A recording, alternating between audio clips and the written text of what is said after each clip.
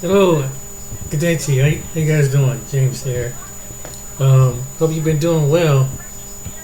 Hope, since about to get warmed up around here. Well,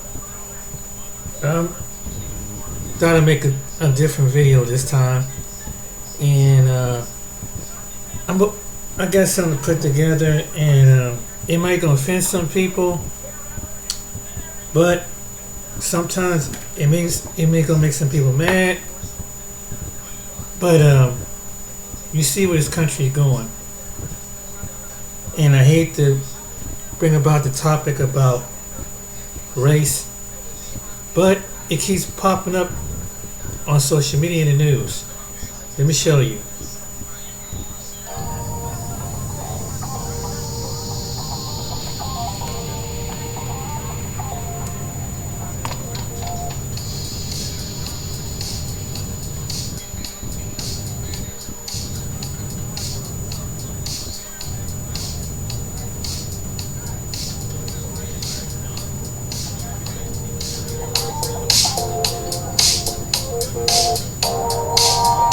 Shout out to Lady Blue North Carolina.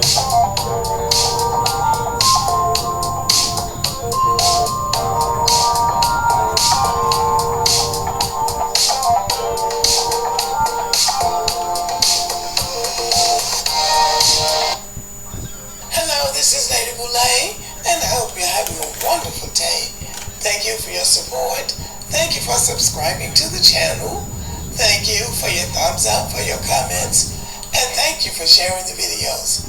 Thank you for all you do to support the channel.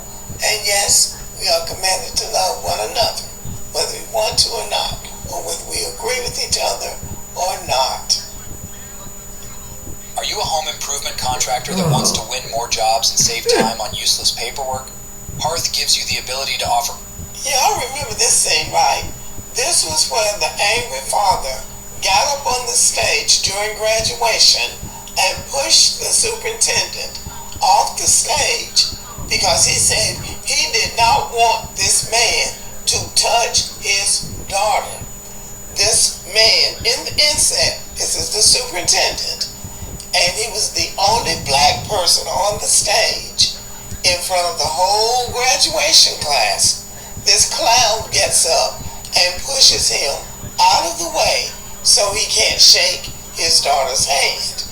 Now this is from TMZ, and it says, Wisconsin superintendent won't accept dad's apology after storming grad stage. I don't think I much blame him. He knew better than that. He knew better than that. He did that to make a scene. He thought he was going to be the hero of the town. But apparently, the people didn't think that was such a great idea. He ruined those children's graduation. Superintendent Rainey Briggs, who was on stage at Baraboo High School during the now infamous graduation ceremony, told media outlets attorneys for Matthew Eddy contacted him Monday with an informal apology from the dad, but it sounds like it didn't go over well. Well, he should have called himself. Briggs told Daily Mail, an apology just doesn't make things go away. He says Eddie caused a lot of harm by rushing the stage and physically preventing Briggs from shaking his daughter's hand. As we reported, video shows Eddie waiting near the stage for his daughter to walk across before bolting over to Briggs and shoving him away as his daughter approached with her diploma. Yes, he did that and clearly did not consider the impact that was going to make on his daughter, on the superintendent, on the student body, and the school as a whole. This story has gone viral all over the world. And there he is looking silly, doing something that somebody would have done back in the 1920s or 30s. He is very outdated. The time has really passed for this kind of foolishness.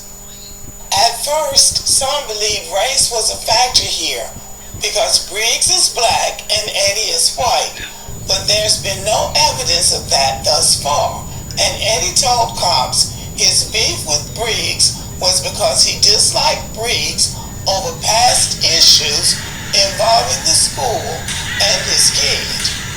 Well, you would have to be a fool to think that race didn't play some part in this man's actions, even considering the fact that there had been complaints about racism and anti-Semitism at that school before now. In 2021, they took a class photo of a group of boys doing the Nazi salute. So to say that race was not a factor is really trying too hard not to make race a factor. And also, this man, Briggs, is supposed to be the superintendent. Now, I don't know how this school system works, but everywhere else, the superintendent works out of the district office. The principal is over the high school. So if he had a real beef, the beef should have been with the principal, not the superintendent. So again, I would not rule out race. I would really not rule out race. Now, he may be advised by his lawyer to say that it wasn't about race. And I know that people on social media have been saying that, oh no, it wasn't about race because something came up with his daughter and it was a bullying situation and he didn't do anything about it. But somebody else whose child attended that school said his daughter was the one that was doing the bullying. So, see, so the superintendent knows what he's doing when he doesn't accept that apology, but he ought to press charges. Briggs says he's unsure if his race was a factor now that the dust has settled, telling NBC News and Daily Mail that's a question for Eddie, though Briggs adds the optics don't look good. No, they really don't. Remember, Briggs ended up getting a temporary restraining order against Eddie, and the father has also been charged with disorderly conduct as a result of all of this. The restraining order bars Eddie from contacting Briggs directly, so he can't legally apologize even if he wanted. But it sounds like there's no use now. No. What is he apologizing for? He's not sorry. He's not just sorry that it wasn't received by the white community the way he thought it would be. So this town, Barbo, sounds like a sundown town. This man is living there with a white family, 1% black, and this incident happened at a high school graduation. I can't imagine that he's surprised by this. But just to add a little bit of messy black woman stuff to it, when I did this video originally about the father snatching him off the stage, after some of my subscribers saw a picture of his family, they came back and said they didn't care if the white man snatched him off the stage or not.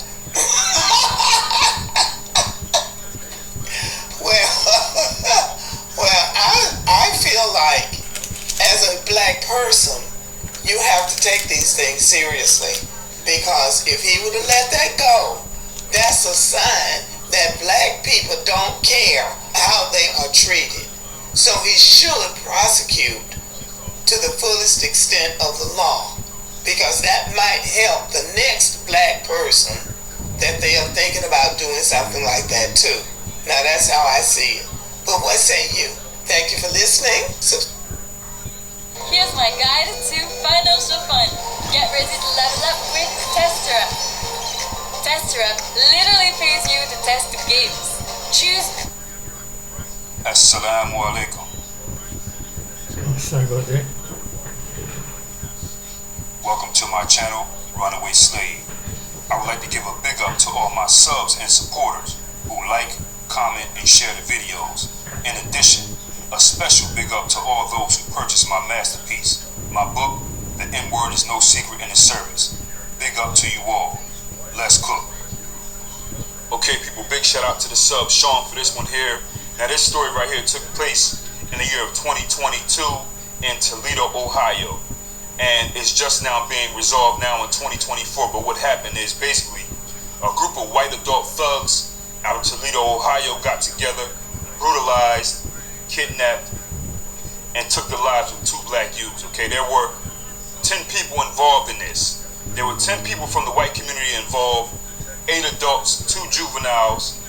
Out of these 8 adults, 2 of these adults looked to be some kind of Latino descent, and the rest, all white American people, okay? White American people, okay?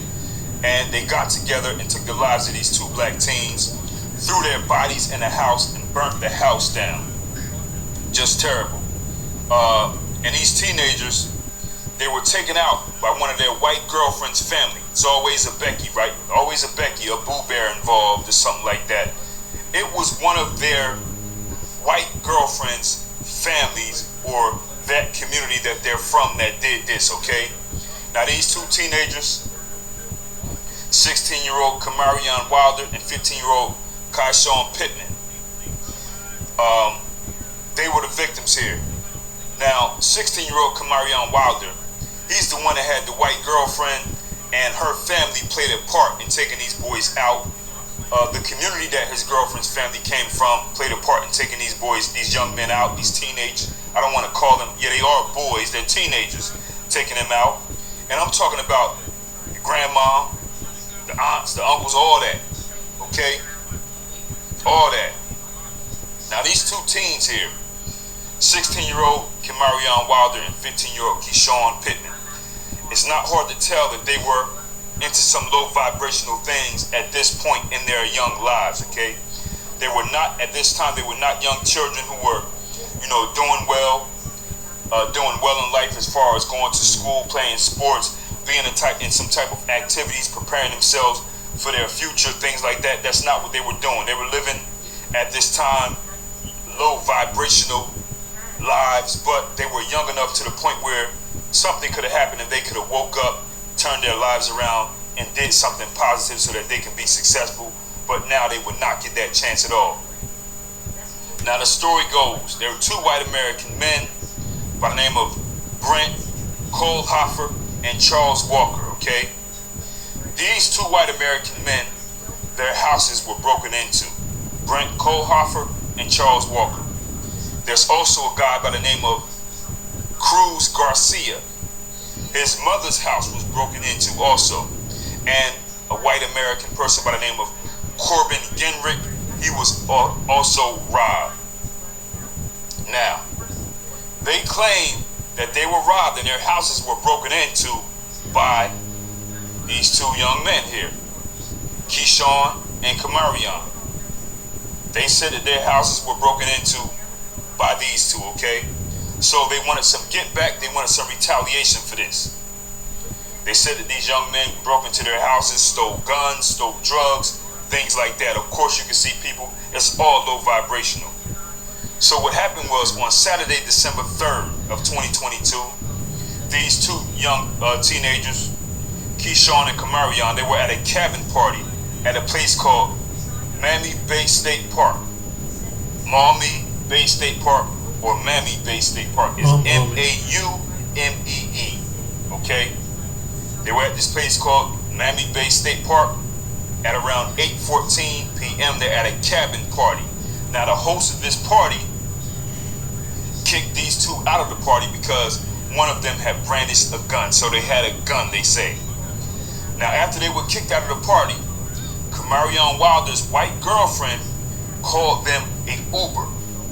Now, I believe that Kamarion Wilder's white girlfriend got the money from her uncle, okay, to call them an Uber and take them home. So this Uber is going to take them to the house of Kamarion Wilder's girlfriend, her uncle, okay? It's her house, that's where she lives, that's where the white girlfriend lives, but this is her uncle's house and his girlfriend. Her uncle's name is Corbin Genrick, and his girlfriend is Carissa Ames or something like that. In addition, Corbin Genrick's mother, Crystal Yangling, is also at this house, or she lives at this house. So the Uber is going to come and bring them to to this house, okay? The house of Kamarion Wilder's girlfriend. This house is owned by her uncle, Corbin Ginrich, and his girlfriend, Carissa Ames, and also Corbin Ginrich's mother, who is this girlfriend's grandmother. Her name is Crystal Yangling. They're at this house. So these young men, these two, Kamarion Wilder and Keyshawn Pittman, they go to this house and they go down into the basement of this house. Now, they know for a fact that these two were at this house because they have proof that they were chatting on Facebook video or something like that when they were at this house. They went and did the whole footprint and check, and they know for a fact that they were on Facebook video or Messenger video or whatever, chatting it up at this house while they're in the basement. But they had no clue of what was about to happen. They were lured there for some vigilante justice, for some get back, okay? So what happened is eventually these two black teenagers, these two, Kamarion Wilder and Keyshawn Pittman, they were bum rushed, okay? They were bum rushed by people, a bunch of adults. I don't know how many actually did the bum rushing part, okay? These adults took their guns, tied them up with HDM cables, and proceeded to beat them, pistol whip them, strangle them right there in the basement so nobody could hear them screaming. They were beat to death and strangled, blunt force trauma. They literally just beat these two to death, lifeless. After that, they duct taped them, put them in Charles Walker's car. Charles Walker is one of the friends. He's part of this as well. Again, like I said, people, there are 10, actually there are 11 people that participated in this. I don't know the extent of how each one of them, like, who beat them with this, who tried them up with this, whatever, I don't know, but they're all in it. Charles Walker, they took them and put them in Charles Walker's trunk. Now, Charles Walker, this guy right here, he's an alleged killer already. In the year of 2016, they had him hemmed up for the murder of 2 teens, and they dropped those charges due to issues over evidence. So he might have got that off with that murder, those 2 murders in 2016.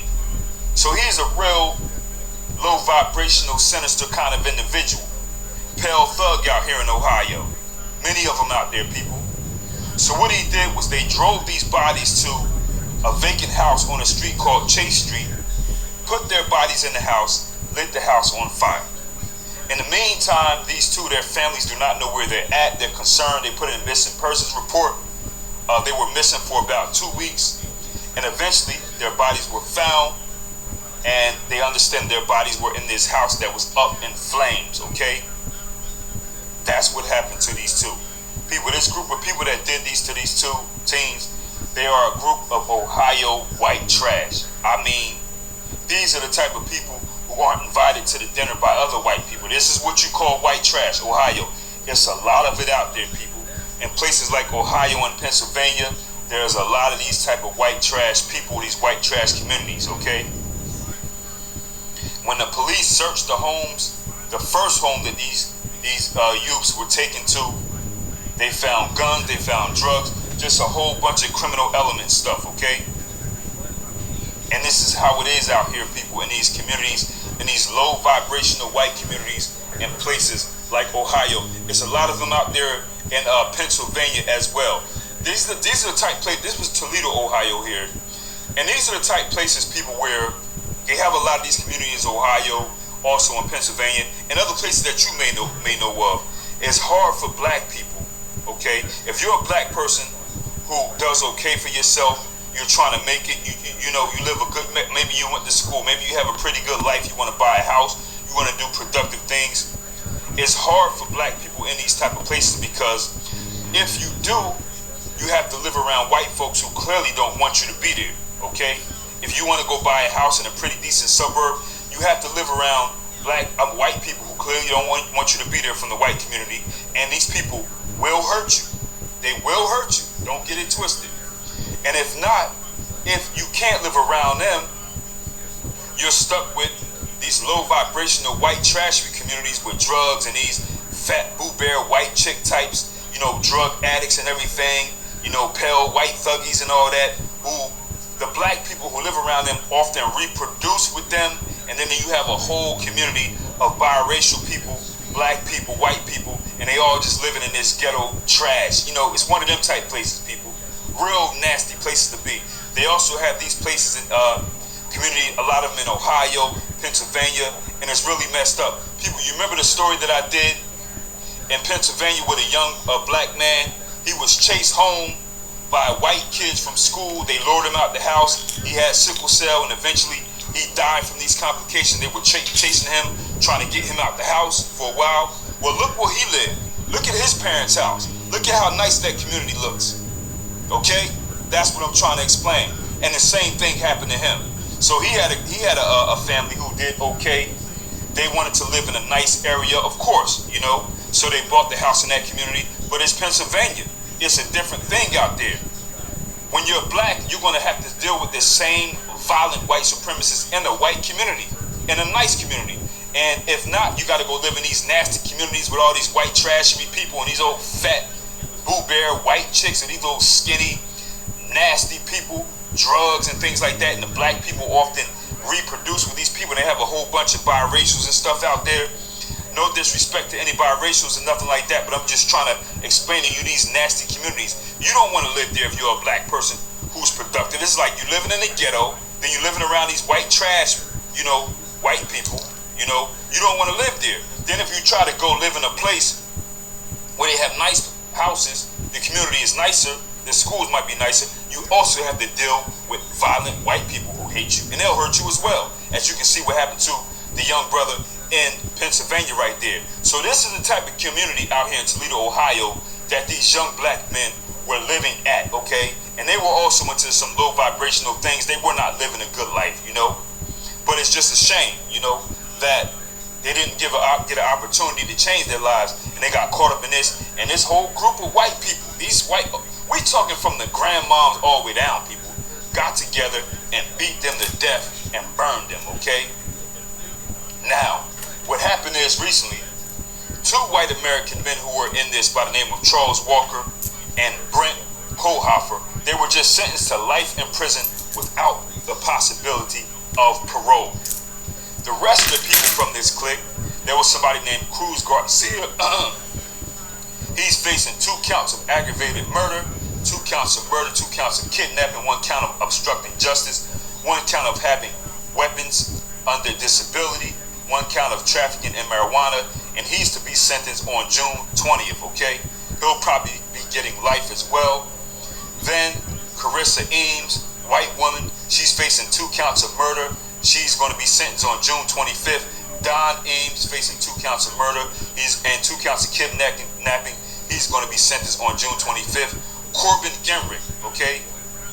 This is the white girlfriend's uncle. He's facing 2 counts of murder and 2 counts of kidnapping. And for some reason, they are sealing Corbin Ginrich's information, okay? This is the white girlfriend's uncle. This is the house that it happened at, okay? They also have a 14 and a 17-year-old juvenile. Both are facing 2 counts of complicity to commit murder, 2 counts of complicity to commit. They got 1 year and 6 months in jail. They got 1 year and 6 months. Do not have their pictures because they are juveniles or their names. Also, a white woman named Crystal LaForge Yangling, and also somebody named Diamond Rivera. They are both facing obstruction of justice charges. They were already sentenced. They got 270 days in prison and 36 months of community control. Again, Crystal LaForge Yangling and Diamond Rivera, they were sentenced to 270 days and 36 months for obstruction of justice, okay? So, I mean, people, it's something how this entire group of adults, you know, in this white community, all got together and took out these 2 teenagers that's deep. You know, people, here's the deal, man. Here's the deal. And I said this numerous times before about young black men messing with white girls and white women. This is what I said before, and I'm going to keep repeating this. Now, for the young black men, it may not be your girlfriend that you are with, or even your wife, your fiance, whatever. It may not be the white girlfriend that you are with that's going to take you out, lynch you, put your belt around your neck, push you off a boat, or, you know, beat you to death and burn you. But what I said numerous times is her peoples will do it. if they're white, they have people in their family who are white supremacists and who also are violent. That's undefeated. It may not be all of them, but all it takes is one. Now, you may be in a situation thinking, okay, well, she wouldn't do that, she ain't like that. But she got cousins and uncles and other people in her community and friends of these cousins and uncles and aunts, whoever, who will do this to you. You may go over their house, they may have it all set up. They may have it all set up. Oh, like we're gonna invite Christy. Hey, Christy, you coming to the cookout? Yeah, I'm coming. Hey, bring Keyshawn, bring Jaden. Oh yeah, they're coming too. Keyshawn and Jaden, he's coming. Okay, you sure they coming? Yeah, we're gonna all come. Okay, make sure you bring them. And the white girlfriend might not even know that these boys are walking into a whole picnic, if you know what I mean. Walking into a real lynching. She might not even know, but they're using her. But when she finds out that they did it, she's not gonna go against the grain. Your white wife, your white girlfriend, your white fiance, she might not have wanted to do that to you. She might not have even known, but she's not going to go against the grain of her peoples right there. I'm telling you, that's how it goes down. In this situation right here, the white girlfriend called the Uber, got the money from her uncle. Arby's better not catch you slacking on snacking. She might have known what they were going to do to them, though. She might have known, y'all. I'm not saying she didn't know. She might have known, okay? She got him there or whatever. Maybe she didn't know. Who knows? But they went over there. Oh, yo, this my chick. This my chick house. They down in the basement on Facebook, video talking like it's all good, not knowing they about to get the life beat out of them. And that's exactly what happened. You know, and this is a very dangerous thing. It's what happens to some of these young black men, teenagers, adults who go in these situations with these Becky. In these communities like this, it's usually going to be old fat, nasty boot bear, you know, white girl, or it's going to be old nasty looking, skinny. Well, you know how they be looking out there with it. People, y'all know the look, the Pennsylvania, Ohio, nasty white women look that these brothers are laying up with. Y'all know the look, man. Okay? That's what I'm saying. And I've said it numerous times. For the young black women, it's usually going to be the man that's just going to beat the brakes off of them, because men have superiority and strength over women. As you can see from the stories, they don't need a community to lure them back. The white man just going there, just beat the brakes off of these black girls, black women. They chopping them, getting rid of them.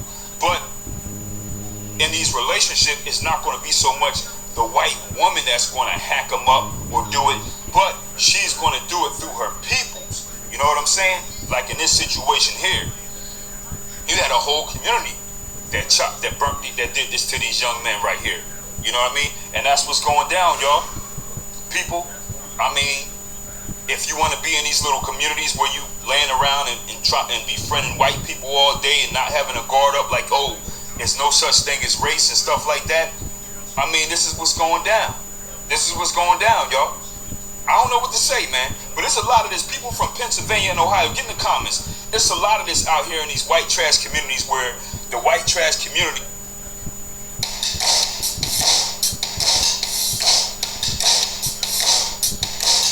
Welcome back, family. You know what I need y'all guys to do. Go ahead and hit that subscribe button for me, guys. The channel is growing.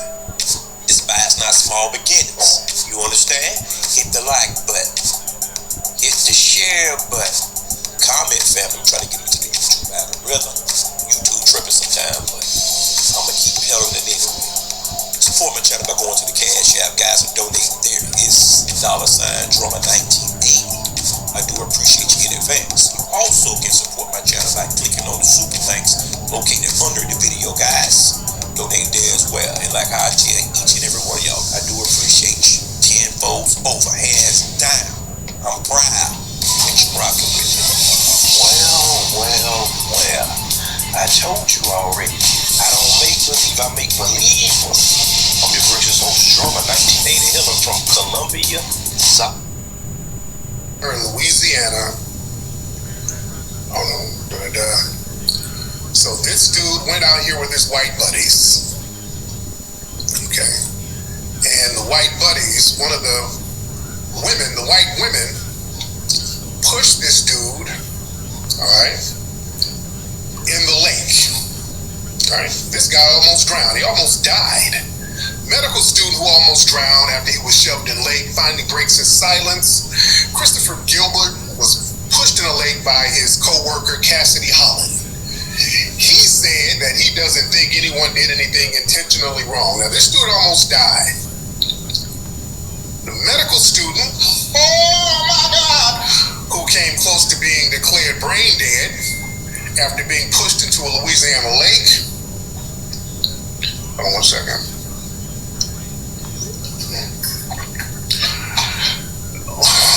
Hold on, damn it, I hate when these ads pop up.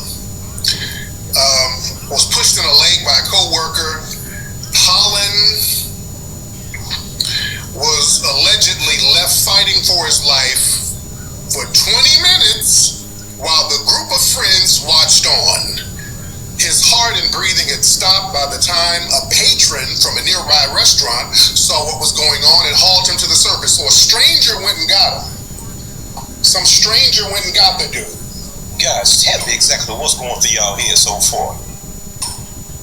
Christopher Gilbert told his so-called friends, right, allegedly, he couldn't swim.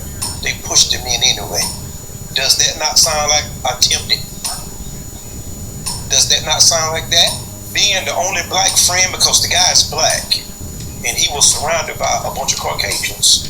If you choose to walk that path, that's fine. But there's consequences that come with that. So a stranger went and got him. So he's in the hospital. Hold on. He's in the hospital getting the thumbs up. So this was Cassidy, the white woman. All right. He didn't think anything.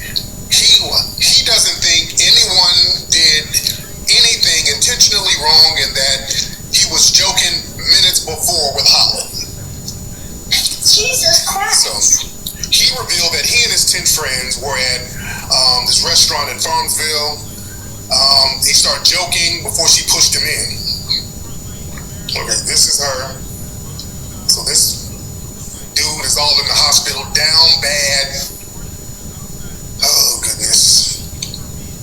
So they pushed him in the lake, knowing he couldn't swim. The friends didn't go get him. Why did a stranger have to get him? He's the black friend, all right? Just wanted to show y'all this. This is the black friend, all right? All right, I think that's his family. Okay. This dude is down bad. All right. Okay. So this guy, he's the black friend. He's the guy who has a bunch of white buddies. He's one of these cats who seems like he rebels in being the black friend to white buddies. Yeah? Oh, boy. And he's sitting up here making excuses for these people pushing him in the lake. And him not being able to get out until a stranger came and got him. Remember, this guy almost drowned, ladies and gentlemen. This dude almost drowned. And he's out here making excuses for the white buddies. Do anybody feel the same way that I feel? Where is this guy from? Who is this people? Because apparently he don't know no better, or either he just choose to ignore all of history and all of the science. There's nothing wrong with having white friends. I didn't say anything was wrong with that. But you better know what you're doing when you hang around a bunch of white folks, especially drinking around water, at bars and everything. You better be careful. Because I know a lot of cases personally when people end up, something happened to him. Black guy was on a boat with a bunch of his white friends and everything. Another boat, some people was drinking, high up on, doped up and everything else. Ran over the boat the black guy was on. They killed him. Everybody was acting like they didn't know what happened and all of that. Come to find out, it was a prominent member of the community, sons. Right? It went away quietly. You heard me? They was drunk on a boat and killed the man. Everybody was acting like they didn't know what happened. It went away quietly. Them boys didn't do 1 day in jail, no probation, no anything. It just went away quietly. Okay? Do anybody remember that case? I believe it was a black lady. It was some middle-aged women, like between 25 and 35, having a sleepover, and she was the only black friend there. There was about 7 or 8 white ladies there, and somehow she fell out of the window. Do anybody remember that? And people act like they didn't know what happened. No investigation, no nothing. Y'all better know what y'all doing, because the catch is, the people that's not gonna get prosecuted for the most part. It just go away quietly. Oh, it was a freak accident. And I want to know where this guy's family is from. Me too. I'm really trying to figure out, is this guy from our lineage? Because you should know better. You dig? People from our lineage, you should know better. And hold on, there's a lot of pictures of him booed up with the white women. With the white woman in particular, there's a lot of images of him booed up with the white woman. So, dude, that's the white woman who pushed this dude in the lake. Yeah, somebody says giving both a job. This is him. There's another white woman he's with. I mean, dude, man, when you go out with some white people and they almost kill you, and you're running around giving excuses, bruh, come on, bro. Man, so you got people out here, family, who's about to drown for acceptance. You got people out here who want acceptance so damn bad. You about to lose your life.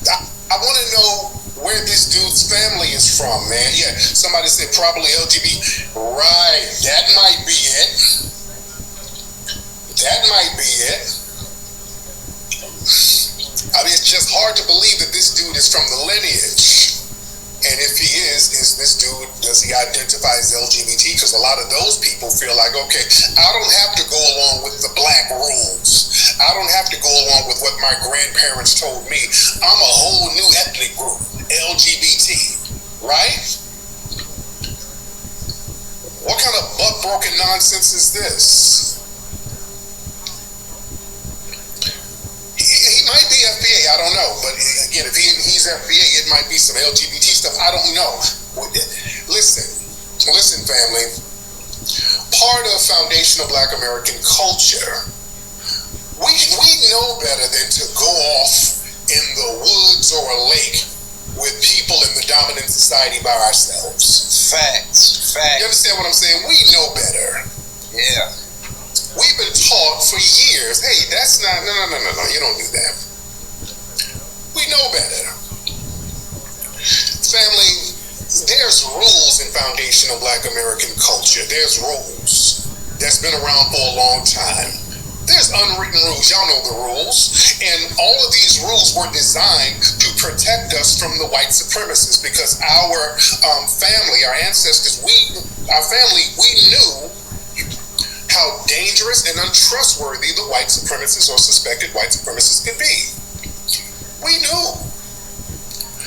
We were told, what were some of the rules?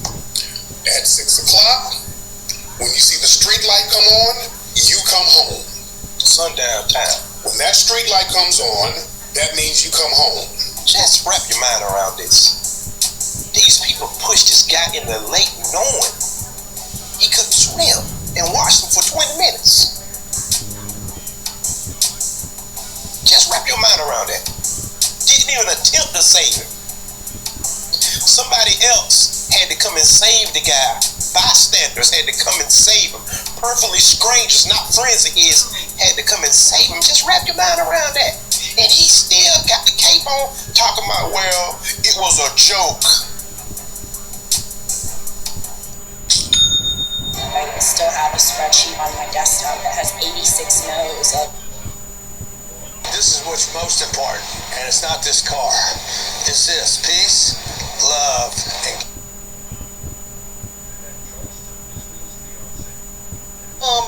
and talk crap like we we understand Trump because of his convictions. No, we don't.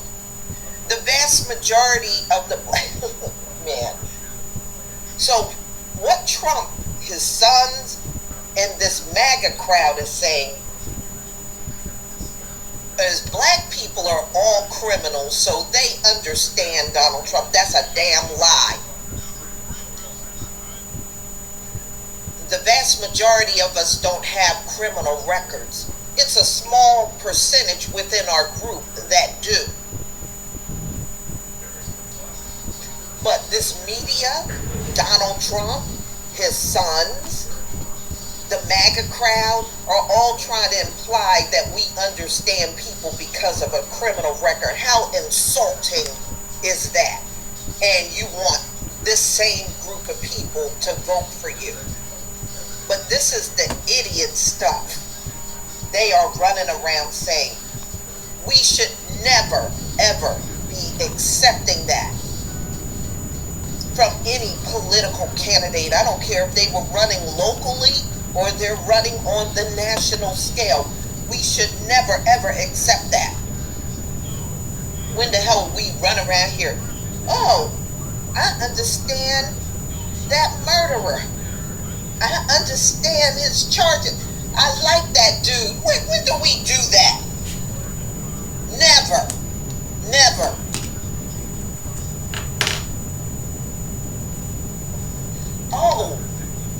Oh yeah, that drug dealer over there.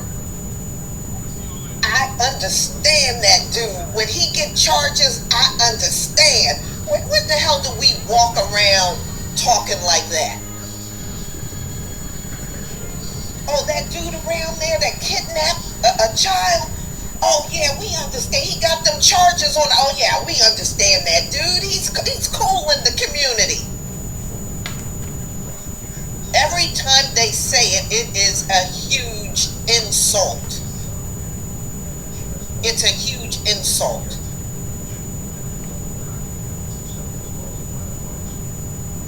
You know, I mean, oh, that woman down the street, she pickpockets people. Yeah, she done been charged a couple of times. Oh yeah, we understand that, sister. We understand what's going on with her. Get out of here. We don't sit around talking like that. I mean, these people, it just goes to show you they really, truly don't know us at all. And they have, in all the years they've been alive, they have never taken 3 seconds out of their life to really get to know the black community. And this stuff that they're running around saying is living proof. And anytime people don't care about getting to know you or know what you're all about, those are people that you should not be mingling with at all.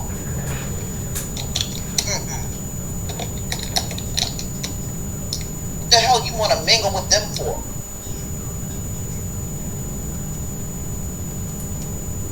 But that's the stuff they're saying. It's so bad. Here in America, even the immigrants are whining that they're working and working and working and still don't have no money. So I'm going to show you this and we'll discuss it further. So I got some videos I'm going to have you view. One is of a white man. One is of Donald Trump. And the other one is, the last one is an immigrant that's complaining about how he works all the time and never have money.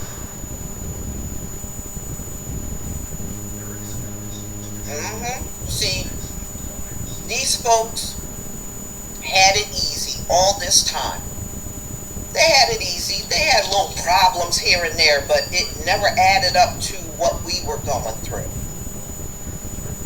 So, why do the heathen rage? Why? Well, let's find out, y'all. Shalom to everybody in the chat. How you doing, Terrain? Good to see you. All right, y'all. Here goes.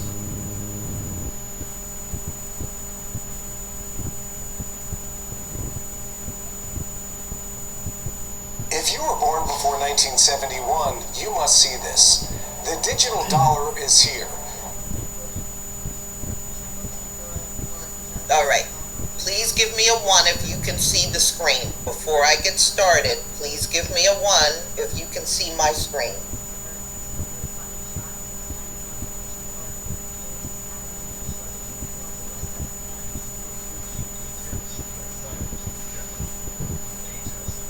Thank you. Alright, y'all. Let's do it.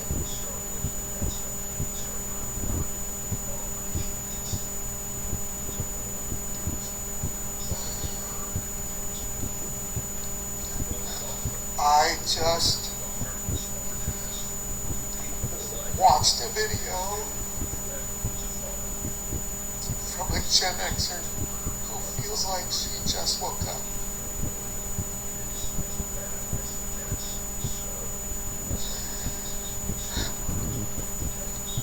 How did we get here?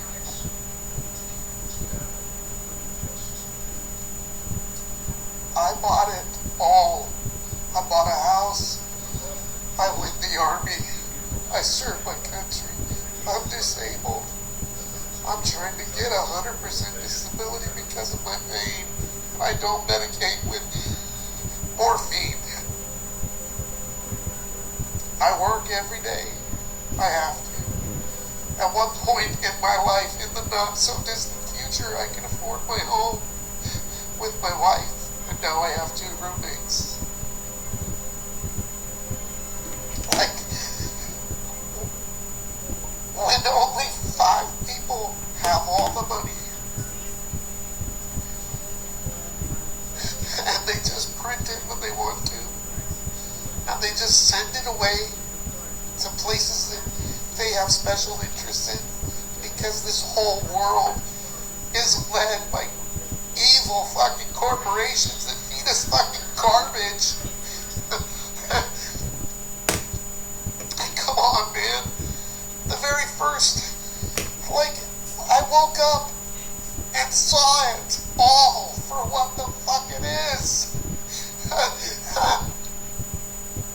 fought for this shit. I believed it. I thought 9/11 was fucking real.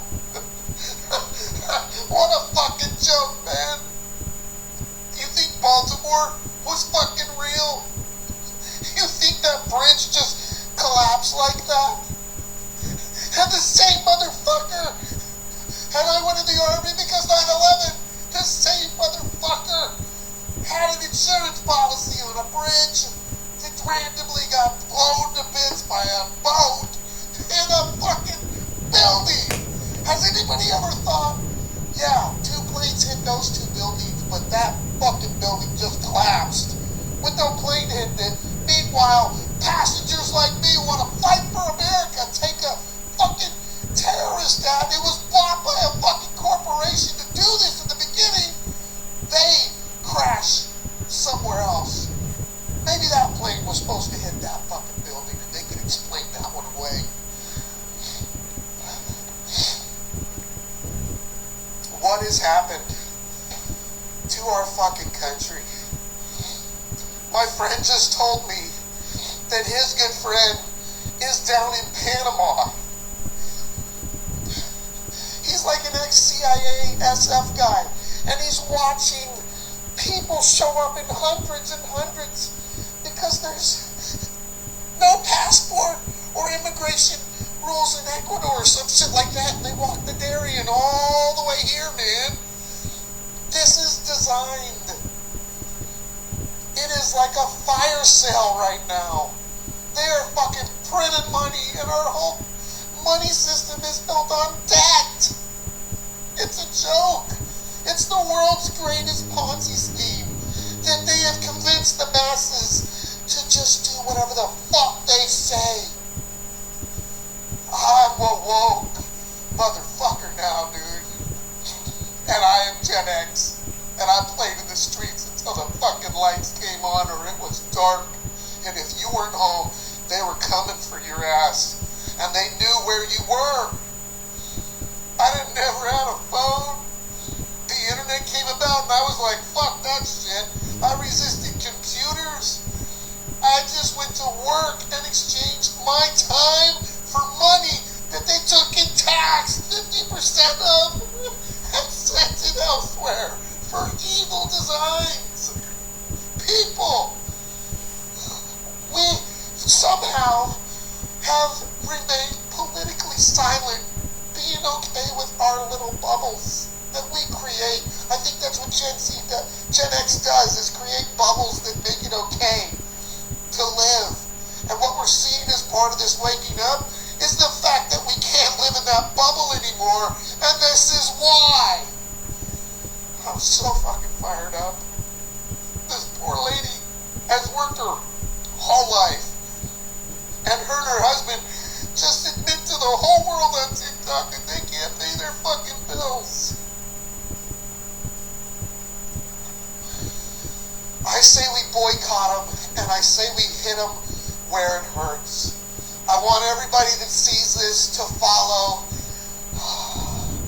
Cancel my clothing subscription or some shit like that. It's the guy on the internet, he's getting real famous, and he's putting graphs on his website of who owns everything, and it's the same fucking people. Wise up. The only way that we can take control is to not give them our money. Spend your money at the local car market, whatever money you have left. Grow a garden. Collect rainwater. Build a fucking generator. Take out a credit card to do it if you have to, and quit fucking paying the credit card. Cause it's a joke. But get independent, people. It's a movement. And if they can't control us, walk away. Walk away from the system. I hate it. There's only a few places free in the world, and I'm in Alaska. And I'm not in everybody's bubble right now. I'm in my own, but I feel it because of this fucking app. I've only been on TikTok a week. This is my second fucking video, and I'm fired the fuck up, people. Wake up. Do the right thing. Fight the corporations who own our politicians. Do not let them divide us. We are the same thing. We're all people trying to be okay. We're trying to survive. We're not trying to be greedy.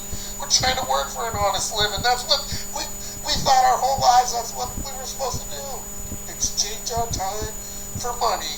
We just don't want it taxed anymore. Yeah, it's kind of gonna be a long video. I didn't want to make it too long. Yeah, I kind of agree with the guy towards the end. This issue that I mentioned before is passed down from generation to generation on the other videos, and I don't know. I think that for some reason, you know, like I mentioned before, you see the same thing happen decade after decade. You see the same thing happen as far as social issues like race, decade after decade. At some point, it goes back 5-6 centuries, and for some people to ignore and think that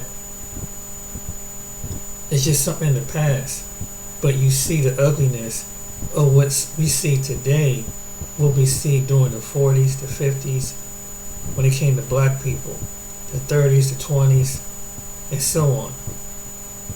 And the injustice that's going on, and basically is out of bitterment and jealousy and hatred.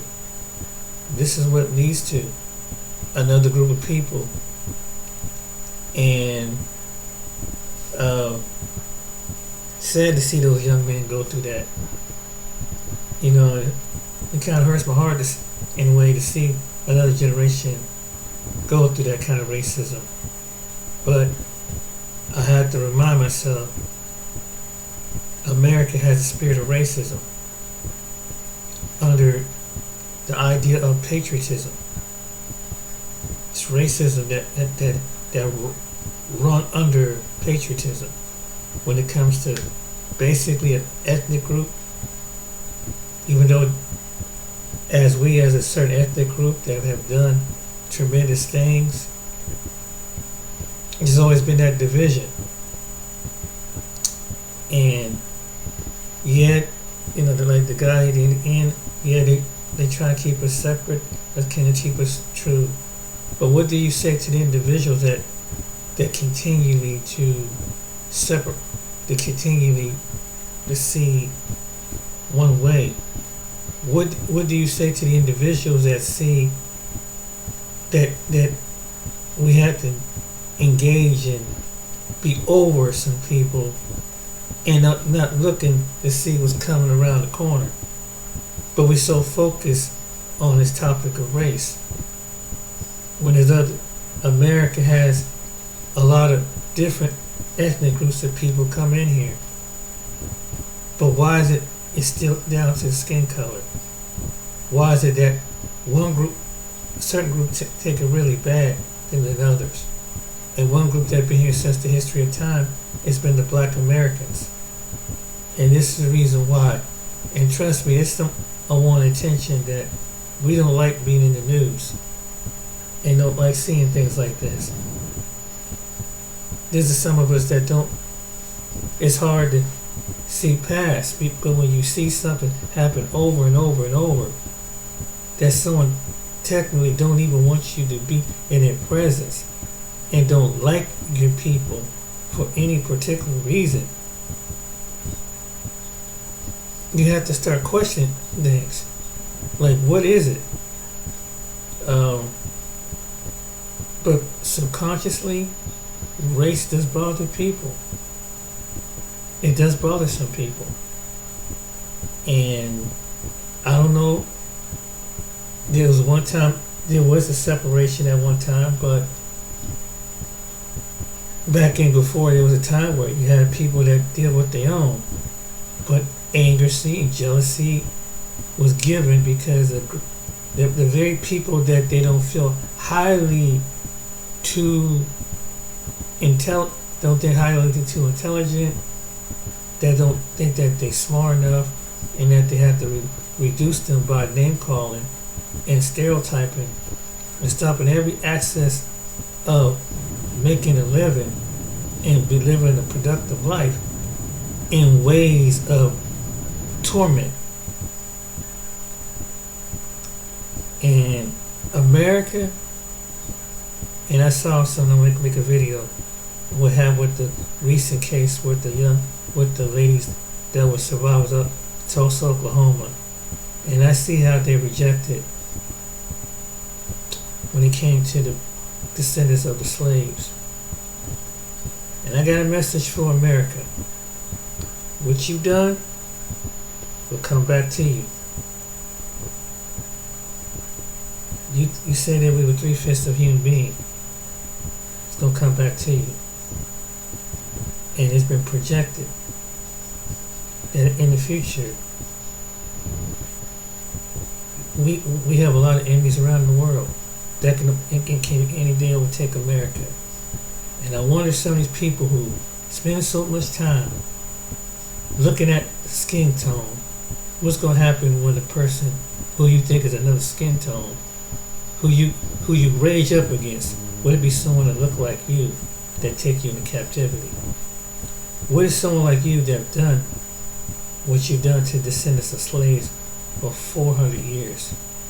That from generation after generation, you might have to go the same route. With any core systems and everything, what you've done, riding the wave. Because what you do, but you did other right by other people. Some people you did right. The indigenous people, Japanese people, even some people that weren't even over here yet. That was the European Jews. But yet you don't want to make a recognition to the descendants of slaves that God made the human race out of. And you really think that this is going to go away? You just don't know. And like other things in America that's going on right now, we probably in the middle of judgment don't even know it. and these other nations gonna turn on us. They're gonna team against us. It's because people fall for it. The spirit of racism is going to take this country to hell. Going to take this country down. And if they don't dress it and make what's right and pray to do what's right and ignore it, just say, well, that's in the past, and you see the same pattern from the past. You see the same pattern from the past. You see time to Emmett Till. You see the same pattern, and you choose to ignore it. You choose to mock and laugh at it. With George Floyd, you choose to. That the suffering, the pain of Black Death, the ones who mocked it, the ones who done it, they're going to pay. And they can't get away with it so far. No matter how long you can do something, you can't get away. Something's going to come. You know, everybody know that something goes back and it comes right back around. When you do something wrong, regardless of what you look like, what demographic, where you come from, you do something wrong to an individual, it's going to come back on you. Maybe not that day, maybe not that week, maybe not that hour, or one day in the future. It's going to come back.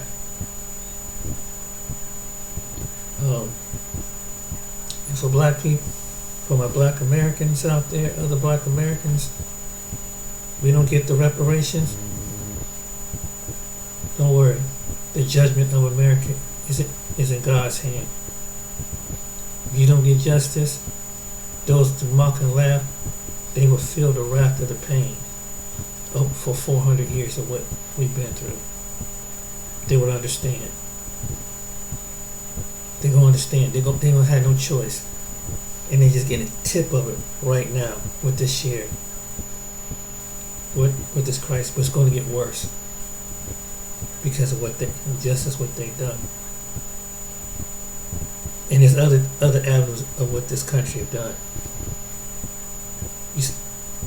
What I was saying, democracy and everything. At what cost? But what do you really want for the cost of democracy in other parts of the world? They don't tell you that. But it starts here at home with us. And you see these lined up. We almost at the end of this. We under judgment. We're probably under judgment. We're probably one of the many nations under judgment right now. Like telling you that you can be blessed. How can you, when you take God out of school, take innocent life, you're not going to be blessed. Sorry to tell you this. You do wrong by people simply because the makeup of their nature, when God put them in the planet, you're not going to be blessed. And like every civilization in time have done the same similar thing to what we've done on this land, they've all fallen. It's a matter of time. Because they didn't want to do right in this earth. So therefore they had to reap what they sow. Look at all the ancient civilizations, I mentioned this before. From Babylon to Greece to ancient Egypt to Rome, all of them had to fall at some point, and judgment hit the land because of things that they've done. The egregious things that they've done. What you think America's going to go through. We might see it in our lifetime. We probably already seen it. Have we seen it? We don't even know what the next future months and years going to be by. But anyway, I hope this video enlightens.